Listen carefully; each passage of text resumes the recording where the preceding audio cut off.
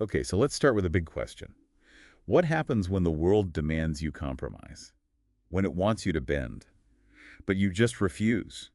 Flat out refuse. That's really the core of it, isn't it? That's the challenge Ayn Rand throws down in her huge 1943 novel, The Fountainhead.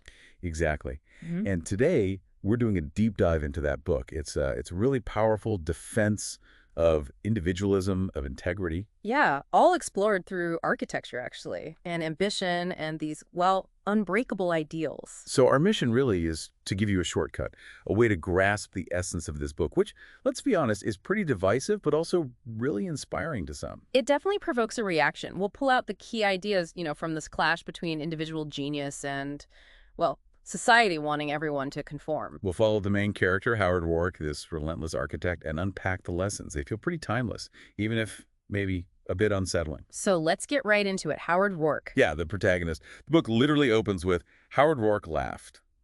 It was quite an opening, sets a tone. It really does, almost defiant.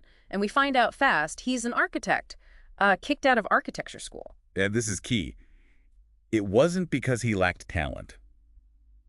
Not at all. No, quite the opposite. It was why he was expelled that matters. He refused, point blank, to design in the traditional classical styles. Had this conviction. Yeah, a passionate belief that form must follow function, that buildings should be honest, not just decorated boxes copying the past.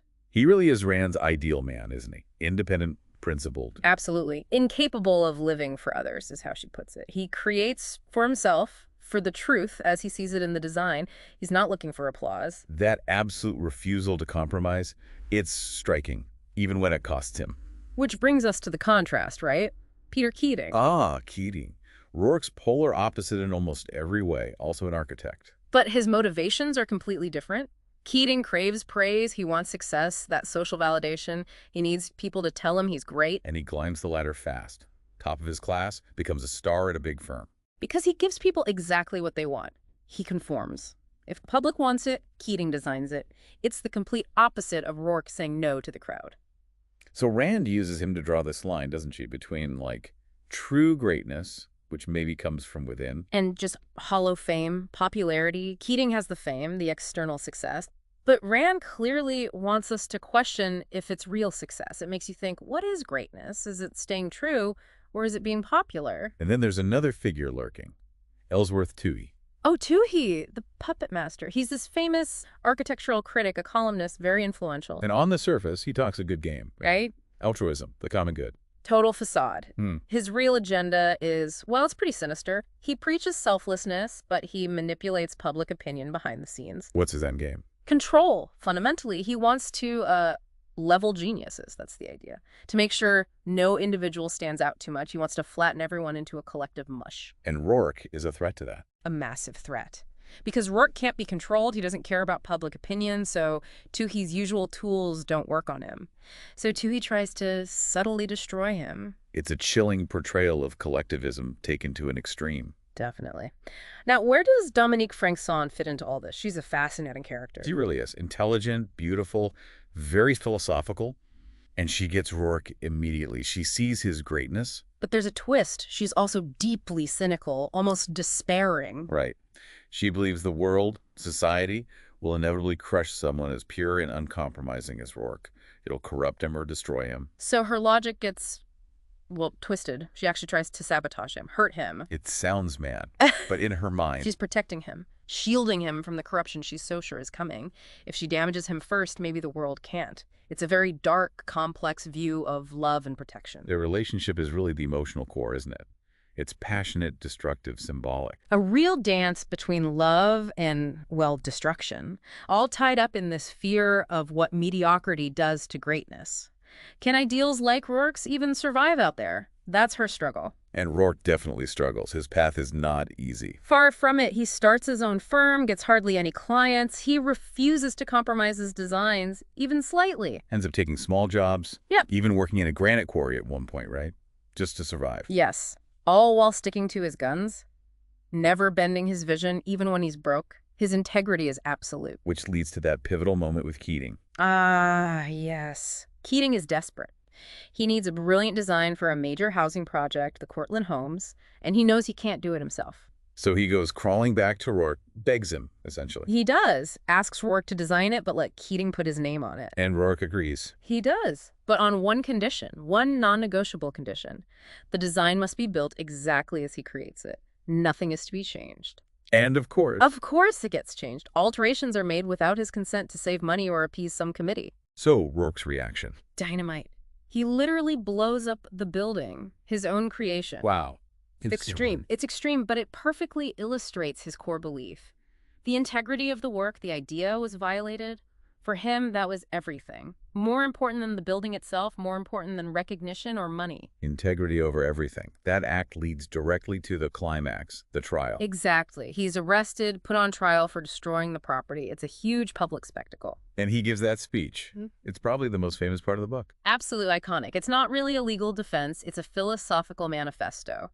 A defense of the ego, of the creator, of the individual's right to their own life and work. He says things like, the creator lives for his work. He needs no other men.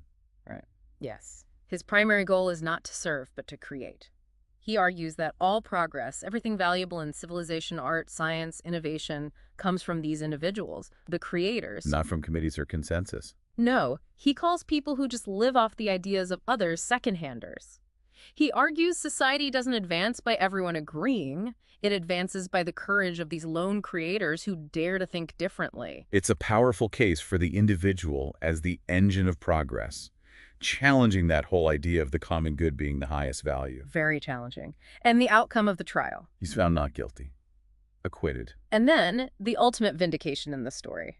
He's commissioned to design the Winan building, the greatest skyscraper in New York.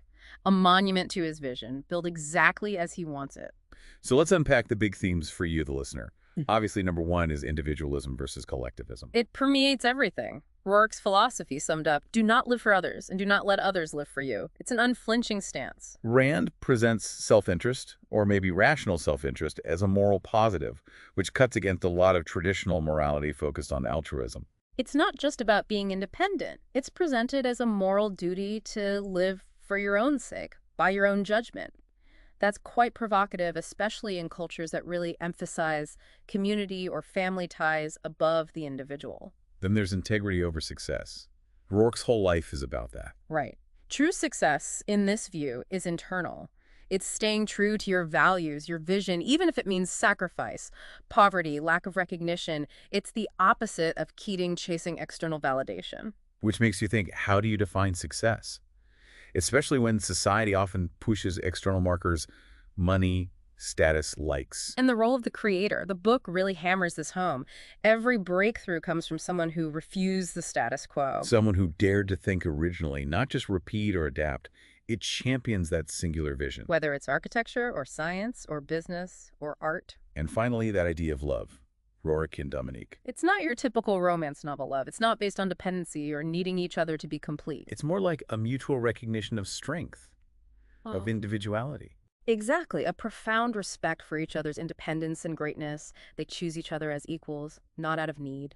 It's a challenging concept of love, for sure. So, yeah, as Rand herself suggested, this book might deeply inspire you, or it might completely unsettle you. That's often the mark of a powerful idea, powerfully told. It forces you to examine your own beliefs. You can see why The Fountainhead isn't just seen as a story. For many, it's a manifesto, a kind of blueprint for living with radical self-belief. A very demanding blueprint, mind you. True. So as you think about this deep dive, maybe reflect on how these ideas land with you. Individualism, integrity, the creator's role. Do they resonate?